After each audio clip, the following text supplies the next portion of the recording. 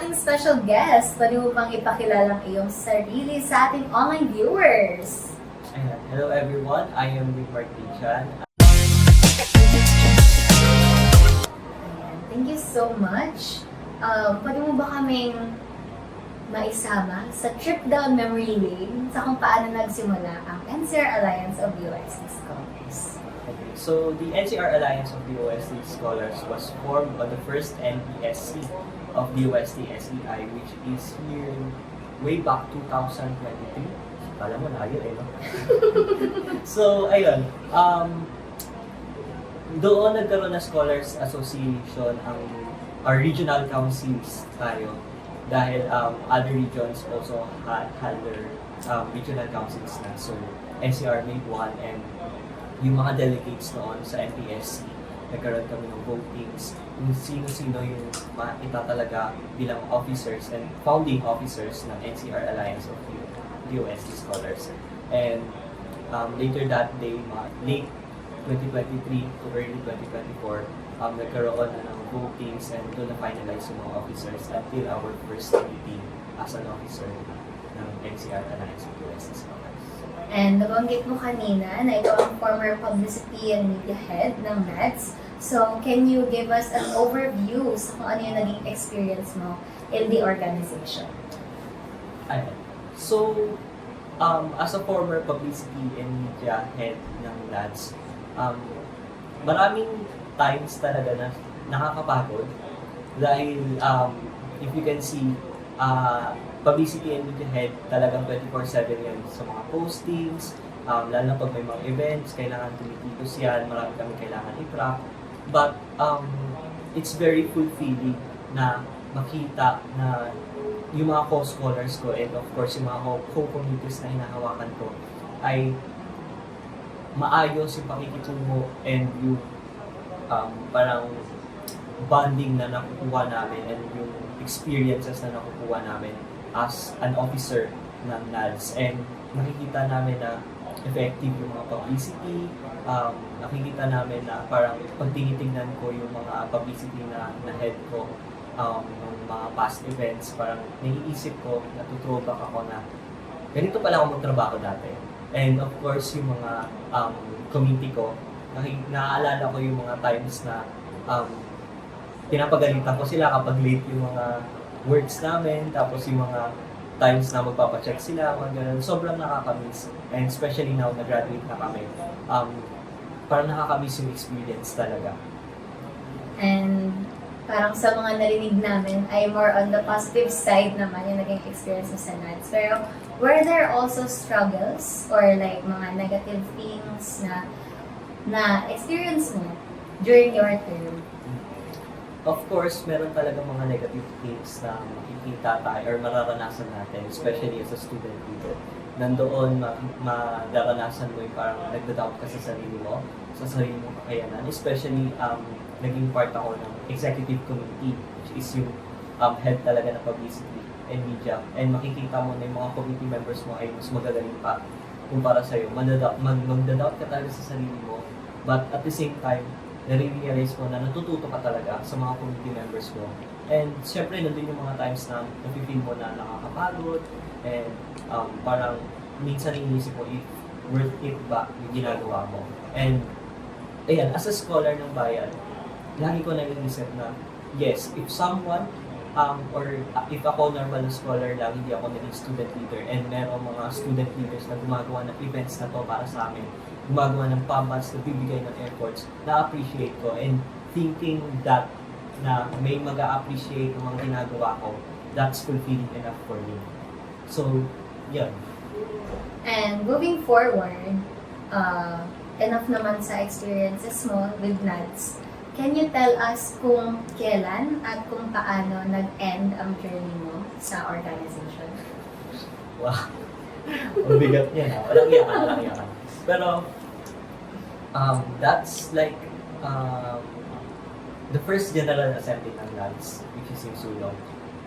Doon nagko-contemplate na ako kasi at that time, capstone ko na rin.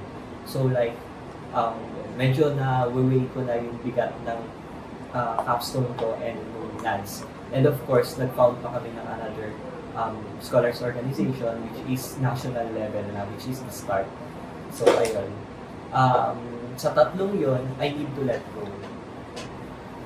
And unfortunately, NADS yung napili kong i-let go, not because hindi na masaya, not because na parang napapagod na ako sobra, but because I can see someone who is better than me that can live na. And that someone, maybe my committee members, and also sa mga ibang scholars na rin. Like, it's an opportunity for them. Like, I have served enough time na sa NADS, and parang may greater calling pa ako, which is outside the NADS. So, yeah, pinas ko na lang yung torch ko. Siyempre, hindi ko naman mapapasok yung torch ko sa capstone ko. Patay ako nun. Ayan. And yung START kasi is like, founding rin ako nun. Founding officer rin ako nun. So, yeah, nung winay ko, siyempre, NADS talaga. And yun, siguro, after sulong, naghintay lang ako ng ilang buwan. Mga January yun, parang pinakaramdaman ko lang muna na hindi na mabigat yung mga trabaho ng mga officers namin. Saka ako nagbigay ng parang sinabi ko kay na magsasend ako ng resignation letter since yun. Pero I gave them enough time para mababa ko yung mga gawain ko dapat sa ibang members. Okay, so parang bittersweet ending na lang din siya since may nakikita ka naman na nasusunod sa yapak mo or like they can build their own path on their own na. And knowing na part ka ng pioneers ng NADS at ikaw ang previous publicity and media head, were you aware of the downsides na na-experience ng NADS? Yeah. Wow. Grabe naman. Siyempre, as publicity and media, nakikita ko yung mga public side talaga. Doon talaga kami nakafocus. So, pag nagkakaroon ng downside ang NADS, internally and externally, kailangan mitigate namin siya, paano tayo magiging professional, but also at the same time ay tingin natin yung mga scholars natin. And especially, sila naman talaga yung target audience natin. It's not about us, it's not about the NADS without the scholars. So, ayun.